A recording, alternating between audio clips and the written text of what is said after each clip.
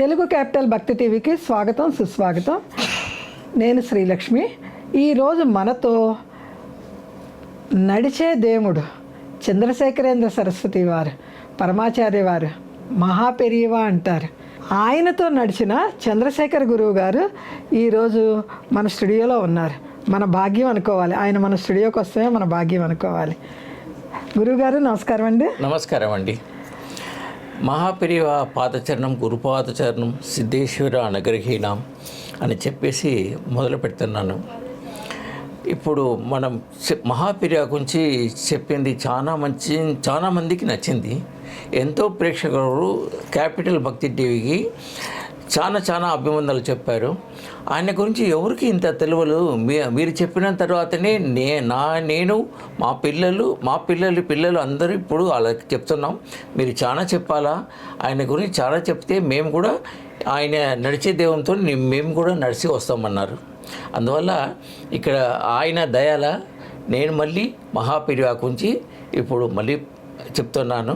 మహాపెరియవా పాదచరణం, గురుపాదచరణం, కాంచీవాస, కామాక్షివాస నీ నమస్కారం. చాలామంది కామెంట్లలో చాలా మీరు చెప్పిన విని చాలా ఆనందించారండి. వారికి వారి పిల్లలకి కూడా మీ గురించి, పెరియవా గురించి చాలా వివరంగా చెప్పారంట. చాలామంది ప్రేక్షకులు, మన కుటుంబ సభ్యులందరూ చాలా సంతోషించారండి. వాళ్ళందరికీ మీ ఆశీస్సులు కావాలి. నా ఆశీర్వాదం, పెరియవా ఆశీర్వాదం, సిద్ధపురుష ఆశీర్వాదం అన్నీ పొందుతుంది. మీరు 10 మందికి ఇది చెప్పండి. అది 10 మందికి చెప్తే వాళ్ళు 10 మందికి చెప్తారు. అంత చెప్తే అంతమని వింటే అందరికీ అనుగ్రహం దొరుకుతుంది. అందరికీ అనుగ్రహం. ఇది ఇప్పుడు 25,000 మీద అందరు చెప్పారు. నాకు 1,00,000 3,00,000 దాకా పోవాలా. పోతే అందరికీ పెరియవా గురించి తెలుస్తుంది. చాలా మందికి పెరియవా గురించి తెలియట్లేదండి. ఆయన ఉన్నప్పుడు ఉన్నారు కానీ ఆయన గురించి ఎవరికి తెలియదు. ఇప్పుడు అందరూ మహాపెరియవా అంటున్నారు. చాలా మహాపెరియవా. నేను ఇప్పుడు సికింద్రాబాద్లో స్వరాజ్ ఆఫీస్లో పెరియవా వచ్చి ఎప్పుడు ఉంటారు. సికింద్రాబాద్లో స్వరాజ్ ఆఫీస్ ఉంది వాకటంలో. అక్కడే ఆ నడిచేదేవో ఉంటారు. అవును. అప్పుడు వచ్చారు, ఇక్కడ క్యాంప్ వేస్తారు. అప్పుడు ఒక దినం మా ఫాదర్ని తీసుకొని అక్కడ పోయినాం, నాన్నగారిని తీసుకుపోయినాం. ఆయనకి ఒళ్ళు బాగలేదు. పోయినప్పుడు అప్పుడన్నీ ఊబరు, కారు, ఆటో లేదు, సైకిల్ రిక్షా మానుకొని మనం అక్కడ కొంచెం సికింద్రాబాద్ కొంచెం మనం స్వరాజ్ ఆఫీస్కి వచ్చాం. వస్తే అప్పుడు 3 గంటలు పోయినప్పుడు పెరియవా ఇప్పుడే పూజ చేసి లోపల వెళ్ళిపోయారు. ఇక 5 గంటలకి వస్తారండి, మీరు అక్కడ కూర్చుంటున్నారు. మా ఫాదర్కి కొంచెం హెల్త్ ఇష్యూ ఉంది. ఆయన అక్కడ కూర్చొనికి పోయారండి. నమ్మితే నమ్మంటే, నమ్మకపోతే నమ్మంటే 1 నిమిషం పెరియవా బయట వచ్చేసారు. పెరియవా రెస్ట్ లేదు, ఏమి లేదు. పూజ అయింది, లోపల పోయారు, వచ్చేసారు.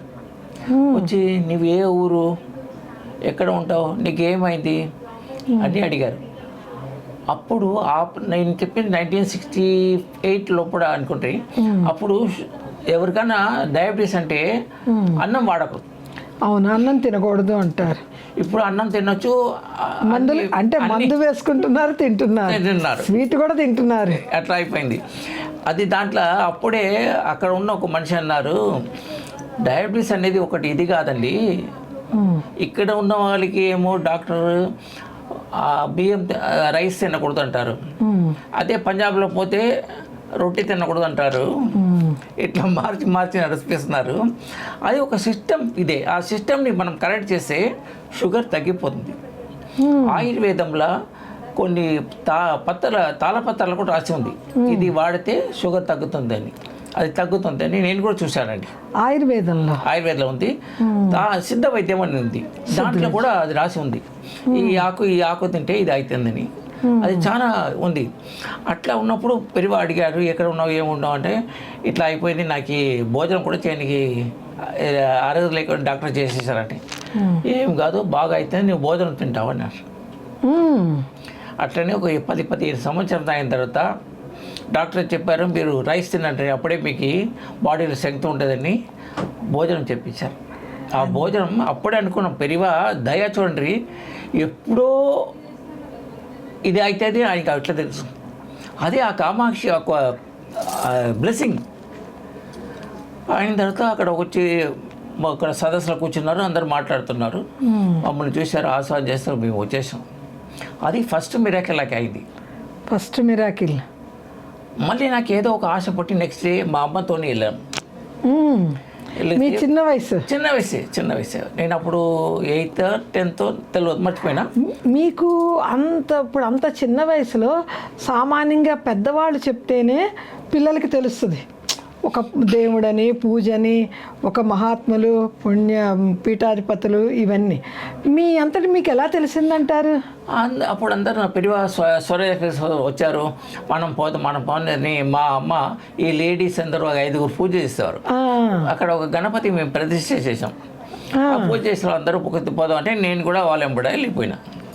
నాకు కూడా ఆయన చూడాలని అక్కడ పోయినప్పుడు పూజలన్నీ అయింది. కామాక్షి పూజ, అందరికీ తీర్థం ఇస్తారు ఆయనే. అప్పుడు ఆయనే స్వయంగా ఇస్తేవారు అందరికీ తీర్థం పూజ అయిన తర్వాత. ఇచ్చినప్పుడు ఒక ఆమె కన్ను నిండా నీళ్ళు కారుతుంది, ఏడుచుకుని వచ్చి పెరివా దగ్గర నిలబడి పెరివా అంటున్నారు. మాట రావట్లేదు. ఏమైంది అన్నారు. నా మంగళసూత్రం ఎవరు లాగేశారు ఇక్కడ. అమ్మ బాబోయ్. పెరివా ఇట్లా చూశారు, అక్కడ ఉండు, అక్కడ నిలబడు అని చెప్పి అందరికీ తీర్థం ఇస్తున్నారు. ఆమె పాపం అక్కడ ఏడుస్తుంది. అందరికీ తీర్థం ఇస్తున్న ఒక ఆమె వచ్చిన తర్వాత తీర్థం ఇవ్వకుండా ఇట్లా చూశాడు. స్వామి పెరియవా, నువ్వు సుమంగలి, ఆమె సుమంగలి, ఆమె మంగళసూత్రం ఎందుకమ్మా తీస్తావు, ఇచ్చేయి. ఆమె ఉనికిపోయింది.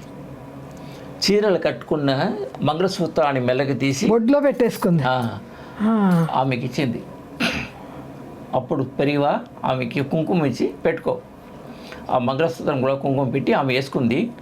మళ్ళీ తీర్థం ఇచ్చారు. ఇప్పుడు అదే అయిపోయింది. కానీ అందరు ప్రజలు ఊరుకుంటారా, మేము కొట్టాలని అందరు అనుకున్నారు. దొంగ అంటారు, దొంగ అయిపోయింది కదా. మళ్ళీ అట్లా ఎడవరు కదా. అన్నీ చేయి చూపెట్టి పెరివా అక్కడ పనిచేసిన ఒక సిబ్బందిని పిలిచి ఒక సైకిల్ రిక్షా తీసుకురాని చెప్పి ఈమెని అక్కడ కూర్చోపెట్టి స్టేషన్ బయట వదిలేసిరా అన్నాడు. చూడండి, దొంగ కూడా అనుగ్రహం చేస్తున్నా పెరివా, దానికి చెప్తున్నా. అంతే కదా. అదే కరుణామూర్తి అండి, ఆయన కరుణామూర్తి అదేంటే కదా. మరి కామాక్షి రూపమే ఆయన అంటారు. మరి అమ్మ అంటేనే అనుగ్రహం. బిడ్డల్ని ఎవరిని శిక్షించదు కదా, మంచి దారిలోకి తీసుకురావాలని తీసుకుపోయారు. ఆ మహాపెరివాని ఈ స్కందగిరి టెంపుల్ అని ఉంది. అవునండి, సికింద్రాబాద్లో. పొద్దుగాల ఒక 4 గంటలకి ఒక నలుగురిని పిలుచుకొని ఆయన వెళ్ళిపోతారు. సడన్గా వెళ్ళిపోతారు, ఎక్కడ పోతున్నారో తెలియదు, వెళ్ళిపోతారు. అట్లనే వీళ్ళు అక్కడ ఉన్న శిష్యులు భయపడతారు. ఎక్కడ పోయిన వాళ్ళు తెలియకుండా కంగారు పడిపోతారు. పోయి ఆ కొండ మీద ఎక్కేసి ఇక్కడ సుబ్రహ్మణ్య స్వామి గుడి కట్టు అన్నారు. అంటే అప్పటికి స్కందగిరి లేదు. పెరివా చెప్పిన తర్వాత స్కందగిరి ఏ ఫామ్ అయింది, అక్కడ ఏమీ లేదు. కొండని పెద్ద, దాని మీద సుబ్రహ్మణ్య స్వామి పెట్టారు. చాలా పవర్ఫుల్ టెంపుల్ అంటే అది. ఎందుకంటే నా లైఫ్లో చాలా మిరకిల్ సుబ్రహ్మణ్య స్వామి చేశారు.